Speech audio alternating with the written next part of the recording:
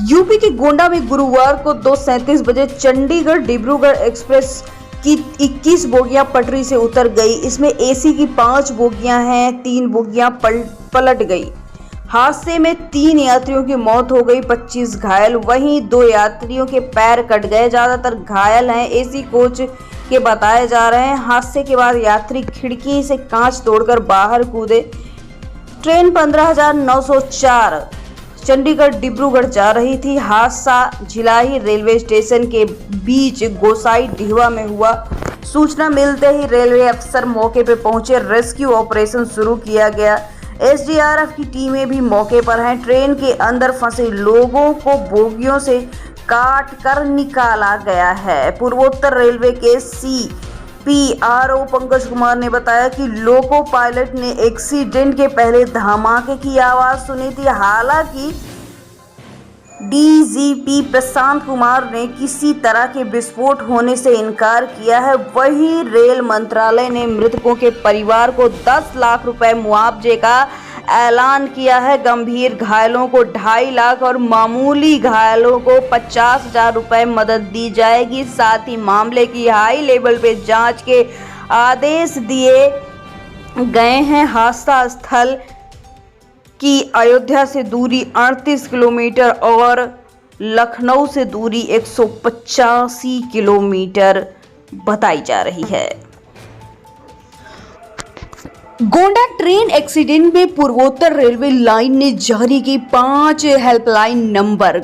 वहीं कई ट्रेनों के रूट को भी डाइवर्ट किया जा रहा है। पूर्वोत्तर रेलवे के जनसंपर्क अधिकारी पंकज कुमार सिंह ने बताया कि बाराबंकी गोरखपुर रेलखंड पर मोतीगंज झिलाही स्टेशन के मध्य डाउन लाइन पर 15,904 चंडीगढ़ डिब्रूगढ़ एक्सप्रेसवे के दुर्घटनाग्रस्त हो जाने के चलते गोंडा से राहत चिकित्सा यानी घटनास्थल पर पहुंचाई जा रही है। राहत एवं बचाव कार्य युद्धस्तर पर किया जा रहा है।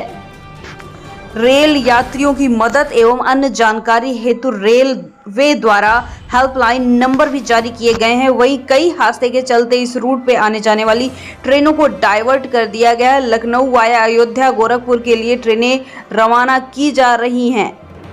इस रेलखंड पर चलने वाली गाड़ियों का मार्ग परिवर्तन किया जा रहा है, जिसमें 15,707 कटिहार अमृतसर एक्सप्रेसवे का मार्ग बदलकर मनिकापुर अयोध्या बाराबंकी के रास्ते चलाई जा रही है। वहीं 15,653 गुवाहाटी श्री माता वैष्णो देवी कटरा एक्सप्रेस का परिवर्तन कर मनकापुर अयोध्या बाराबंकी के रास्ते चलाया जा रहा है। उत्तर प्रदेश में हाथरस हादसे के मृतक के परिजन को अखिलेश ने दिए 1.23 करोड़ रुपए। भगदड़ में हुई थी मौत। सपा प्रमुख अखिलेश यादव ने हाथरस हादसे में मृत 123 लोगों के परिवारों को 1 लाख रुपए की आर्थिक सहायता दी है। दुर्घटना हाथरस में आयोजित सत्संग के द्वारा मची भगदड़ से हुई थी। हादसे में मृतकों के परिजनों को सपा द्वारा सहयोग देने में सांसद रामजी लाल सुमन, अक्षय यादव, पूर्व MLC जसवंत सिंह, पूर्व सांसद ब्रजेश सिंह, पूर्व विधायक जफर आलम, वीरेश यादव, प्रदेश सचिव राम सहाय यादव, लोहिया वाहिनी अध्यक्ष राजकरण निर्मल, सांसद आदित्य यादव, सांसद विधायक इकबाल महमूद, राम खिलाड़ी सिंह आदि समाजवादी नेता शामिल हैं।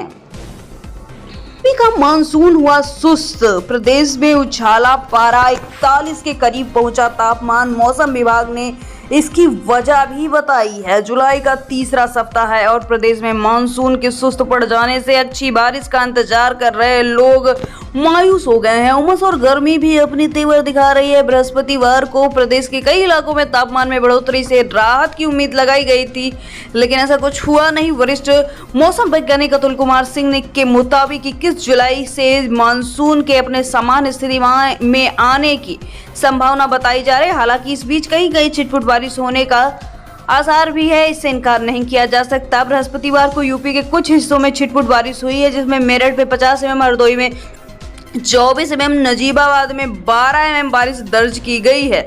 वहीं अधिकतम तापमान की बात की जाए तो कानपुर में 40.8 डिग्री, प्रयागराज में 39.8 डिग्री, बस्ती में 38 डिग्री, वहीं सबसे कम की बात की जाए तो गाजीपुर में 26 डिग्री, बाराबंकी में और फतेहपुर में 26 डिग्री तापमान रहा है। तराई व पश्चिमी यूपी में वज्रपात की चेतावनी। शुक्रवार को प्रदेश के तराई इलाकों में जैसे कुशीनगर, महाराजगंज, सिद्धार्थनगर, गोंडा, बलरामपुर, श्रावस्ती, बहराइच, गोरखपुर, एसके नगर, बस्ती के अलावा लखीमपुर खीरी, सीतापुर, फर्रुखाबाद, लखनऊ, बाराबंकी, अमेठी, अयोध्या, अम्बेडकर नगर, सहारनपुर, शामली, मुजफ्फरनगर, बागपत, मेरठ, गाजियाबाद, हापुड़, गौतम बुद्ध नगर, बुलंदशहर, अलीगढ़, मथुरा, हाथरस, आगरा, फिरोजाबाद, बिजनौर, मुरादाबाद, रामपुर, बरेली, पीलीभीत, शाहजहांपुर के आसपास के इलाकों में गरज के साथ वज्रपात की चेतावनी भी दी जा चुकी है। नीट हियरिंग की बात की जाए तो 20 जुलाई तक दोबारा रिजल्ट जारी करने का सुप्रीम कोर्ट का आदेश, नहीं टलेगी काउंसलिंग, अगली सुनवाई सोमवार को होगी। गोल्ड सिल्वर प्राइस की बात की जाए तो सोने में लगातार छठवें दिन बढ़त, 700 रुपए मजबूत हुआ और चांदी 400 रुपए की गिरावट के साथ चल रही है। रुपए की विनिमय दर में गिरावट के साथ ताजा घरेलू मांग में तेजी आने में दिल्ली सराफा बाजार में गुरुवार को सोना 700 रुपए तेजी के साथ 76,400 रुपए प्रति 10 ग्राम जा पहुंचा। अखिल भारतीय सराफा बाजार संघ के अनुसार पिछले कारोबारी सत्र में सोना 75,700 रुपए प्रति 10 ग्राम पर बंद हुआ था। लगातार छठे कारोबारी सत्र में सोने की कीमत बढ़त दिखी है। राजधानी में सोना 700 रुपए की तेजी से 76,400 रुपए प्रति 10 ग्राम पहुंचा। इस बीच 99.5% शुद्धता वाले सोने की कीमत 750 रुपए तेजी के साथ 76,100 रुपए प्रति 10 ग्राम हो गई है। हालांकि चांदी की कीमत 400 रुपए गिरावट के साथ 94,000 रुपए प्रति ग्राम हो गई, जो पिछले सत्र में 94,400 रुपए प्रति किलोग्राम पर बंद हुई थी।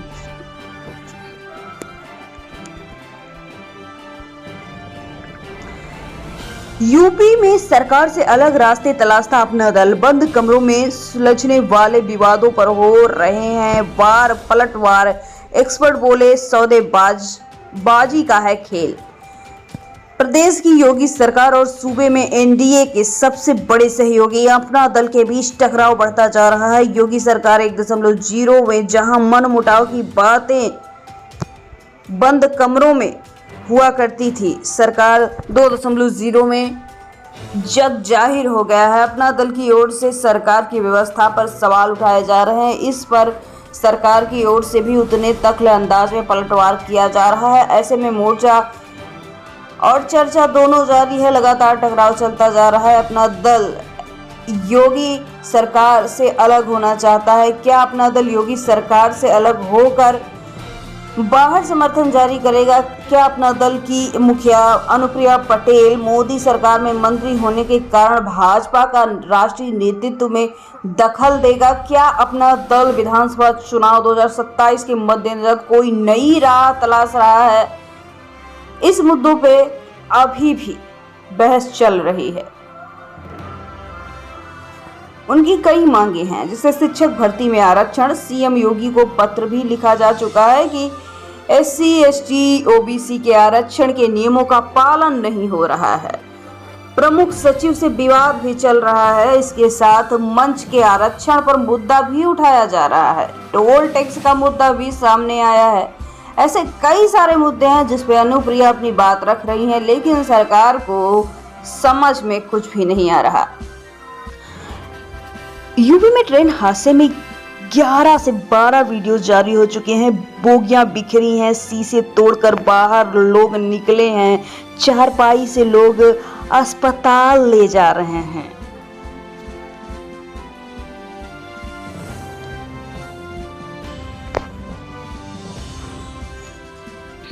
चंदौली में आयोजित होगा मुख्यमंत्री सामूहिक विवाह कार्यक्रम। 972 जोड़े का हाथ पीला कराने का मिला लक्ष्य। डीएम बोले शासन की योजना को बनाएंगे 100% सफल।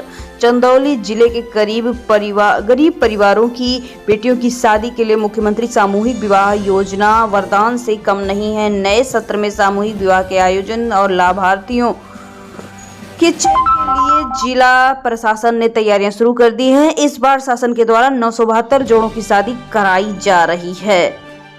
कन्या के बैंक खाते में मिलेगा 35,000। सामूहिक विवाह कार्यक्रम में आवेदक समाज कल्याण विभाग ऑनलाइन पोर्टल पर आवेदन कर सकते हैं। इस जोड़े में प्रति जोड़े को 51,000 रुपए धनराशि दी जाएगी, जिसमें 35,000 कन्या के खाते में दिया जाएगा। मथुरा में बिगड़ी बिजली व्यवस्था, सांसद हेमा मालिनी ने ली अधिकारियों की मीटिंग। कहा स्थानीय हो रहे हैं परेशान, श्रद्धालु लेकर जा रहे हैं गलत संदेश। मथुरा वृंदावन में बिजली व्यवस्था चरमरा गई है। यहाँ लाइट कब चली जाती है पता ही नहीं। कई घंटे तक लाइट नादारद रहने से स्थानीय लोग परेशान हैं और जनप्रतिनिधियों को कोस रहे हैं। बिजली व्यवस्था चरमराई हो तो सांसद हेमा मालिनी हरकत में आई। उन्होंने अपने आवास पर अधिकारियों को बुलाया और उनके साथ मीटिंग की। 1 घंटे की मीटिंग के बाद उन्होंने कई अहम फैसले लिए हैं। लखनऊ लाए गए गोंडा रेल हादसे के घायल, केजीएमयू ट्रॉमा सेंटर में घायल यात्री का चल रहा है इलाज। एक को डॉक्टर ब्रॉड डेड घोषित कर चुका है। गोंडा रेल हादसे में 2 यात्रियों को गुरुवार देर शाम केजीएमयू लाया गया। गंभीर हालात में लाए गए इन मरीजों का ट्रॉमा सेंटर में एक्सपर्ट डॉक्टर की निगरानी में इलाज शुरू हो गया है। गंभीर हालत में इलाज चल रहा है। ट्रॉमा सेंटर के मुख्य चिकित्सक अधीक्षक डॉक्टर संदीप तिवारी के अनुसार गोंडा के डिब्रूगढ़ एक्सप्रेस के 5 बोगियां पलटने से 2 गंभीर रूप से घायल इलाज के लिए भेजा गया। इसमें गंभीर हालात में आए 20 साल के युवक को जांच के बाद डॉक्टर ने ब्रॉड डेड डिक्लेयर कर दिया है। वहीं दूसरे घायल 22 वर्षीय शिवम की हालत बहुत गंभीर बताई जा रही है।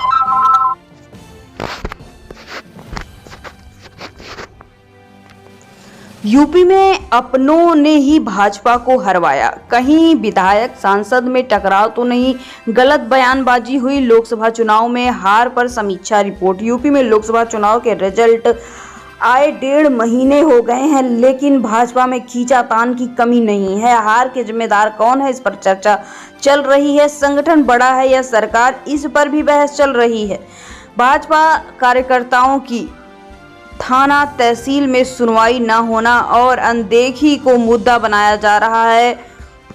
खराब चुनाव रिजल्ट को लेकर 80 सीटों पर समीक्षा रिपोर्ट जारी की जा रही है। सभी सीटों में एक कॉमन बात निकल के आई है कि वह स्थानीय सांसद से जनता और कार्यकर्ताओं की नाराजगी बढ़ती जा रही है। साथ ही आरक्षण समाप्त करने, संविधान बदलने जैसे भाजपा नेताओं के विवादित बयानों और लगातार लीक हो रहे हैं भर्ती परीक्षा के पेपर में घी का काम कर रहे हैं।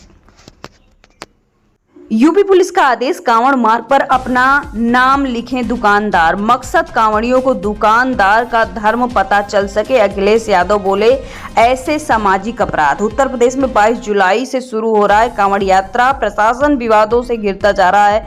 मुजफ्फरनगर पुलिस ने 3 दिन पहले यानी 15 जुलाई को जारी एक आदेश में कहा कि कांवड़ रास्ते की दुकान में मालिक का नाम लिखवाए ताकि कांवड़ियों में कंफ्यूजन ना हो। इस आदेश के बाद अब राजनीति शुरू हो गई है। सपा प्रमुख अखिलेश यादव ने AIMIM अध्यक्ष असदुद्दीन ओवैसी ने इस पर सवाल उठाए हैं। ओवैसी ने मुजफ्फरनगर पुलिस की तुलना हिटलर से की है। वहीं अखिलेश ने, जिसका नाम गुड्डू, मुन्ना, छोटू या फत्ते, उसके नाम से क्या पता चलेगा। कोई इस मामले में स्वतः संज्ञान ले। ऐसे आदेश सामाजिक अपराध है।